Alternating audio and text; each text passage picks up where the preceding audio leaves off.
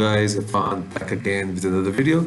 And first of all, my apologies for being absent for so long. I had some uh, stuff going on at work which kept me busy, and so I was not able to make the videos to post online on the channel, for which I apologize.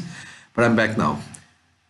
Okay, so in this video, what we are going to be doing is we are going to be looking at two functions of Excel that allow you to analyze a string. Okay, the two functions that we'll be looking at is one is the text before function, and the other is the text after. Now, what the text before function does is it returns text that occurs before a given character or a string, okay? And it's opposite of the text after function. Now, by definition then, text after function, what that does is it returns a text that occurs after a given character or a string, okay? So let's start and let's see how these two functions work, okay? So the first thing what we're going to do is we are going to type a sentence here that is very famous because anybody who wants to learn to type is told to practice on this sentence, and that's the quick brown fox jumped over the lazy dog.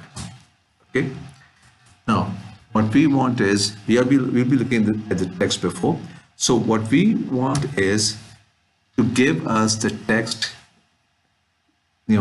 or the characters that's in this sentence here that is before the first occurrence of a space. So the first time there's a space is between the word the and the quick. Okay, so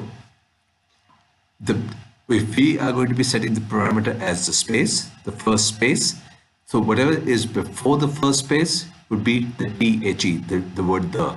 Okay, so let's see how that works. So is equal to, as soon as I start typing the function, Excel is going to suggest what it could be. So we'll select text before.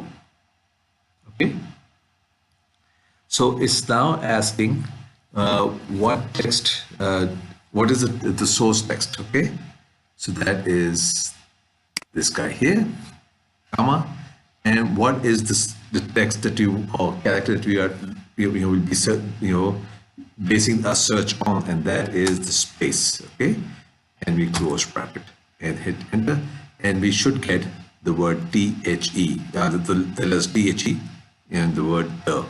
Okay, so far so good. Now what this does is it looks at the first occurrence of the space and returns whatever is before that space. And like I said, this is the first occurrence, but you have spaces between the quick and the brown, and there's space between brown and fox, and then there's a space here, there's a space here. So 1, 2, 3, 4, 5, 6, 7. There are 8 spaces. Okay, so let's see how we can use to get the text that's before, say for example, the third space. Okay, so what I'm going to do is we'll look at this formula, but I'll copy it down. But if I copy it down, see what happens. If I copy this formula down, now B3 became a B4, and therefore it's giving you an error. But what I want is when I copy the formula down, I want this to stay as B3. So the way I would do that is, this is called the relative referencing. I'll click on the B3 and hit F4, and that will put a $ in front of the letter B and a $ in front of the letter 3, thereby locking this reference, and that's called the absolute reference. See how that did that?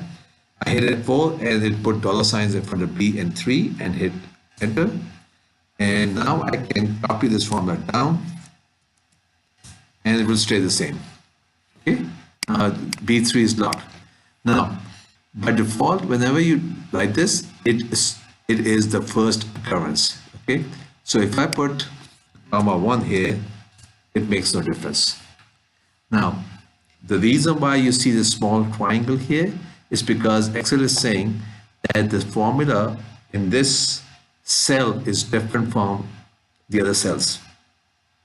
So it's saying, you have without a comma 1 here, and these are all without comma 1. So why does this have a comma 1? So that's Excel way of sort of prompting you to take a second look and make sure that your formula is correct. Okay, excuse me. So that's fine. So this this one means the first occurrence. Now, if I were to do the same thing here, and instead of the 1, I put a comma 2, what that would do is that would bring me all the text that's before the second occurrence of the space, and that would be the quick. Okay. Now, similarly, if I put comma 3, there's a third space, so first space, second, and third. So that will give you the quick brown, and so on and so forth. If I put a comma 4, that will be quick brown fox. Okay, and you can carry on like that.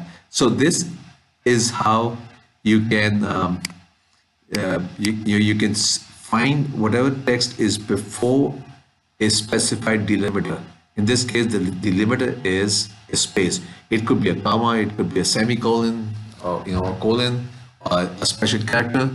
If you ever want to find whatever is to the left of it, you use the the text before. Okay, and if there's more than one occurrence of the delimiter, you can select which occurrence you are trying to look at. Okay, so that would be the the use of the function text before. I'm just going to copy this, and I am going to go to the second sheet. I'm just going to paste that. Now what we'll do is we'll look at the text after. What that does is you give it a delimiter, and it gives you whatever is after the delimiter. In the text before, it was giving you before the delimiter. In the text after, it gives you whatever is after the delimiter. Okay, so let's see what that does. As soon as I start typing text, it gives me all the functions that have the word text in it. So this time what we're looking at is the text after. Text, that's this guy here. Now I'm just going to go ahead and lock it right now into an absolute reference by hitting F4. And now what's the delimiter, or what's the text I'm searching for? It's a space. So I open inverted commas, space, close inverted commas, close bracket, and that is going to give me whatever text is after the first space. So the text after the first space, this is your first space. So whatever is after the THE space, so it'll be quick brown fox jump to the left. Now, if I were to copy this down and see what happens, I'm going to put a comma 1 here. Okay. Now, what that means is the first occurrence of the delimiter, the first occurrence of the space. So that gives you the quick brown fox jump to the lazy dog. And once again, this function, the formula here is different from the rest. Therefore, Excel is giving you a heads up. Maybe you want to have a second look.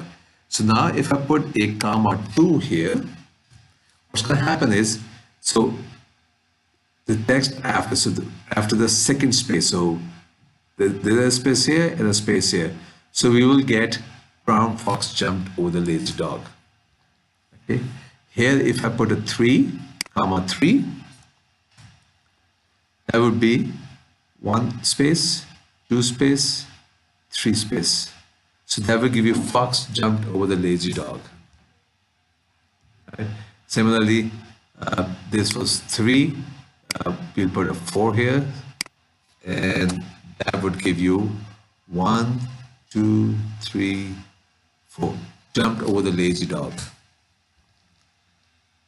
Okay, so that's how you can find out from a given text. You can extract text that's before a certain delimiter or after a delimiter, and you can also specify how many delimiters before or how many delimiters after that you're looking for. Right? So that was a quick video on how to use the text before and the text after functions. If you have any comments, any questions, you can certainly put that in the comment section below. Make sure you like this video and hit that bell icon to get updates as I upload more videos. Thank you.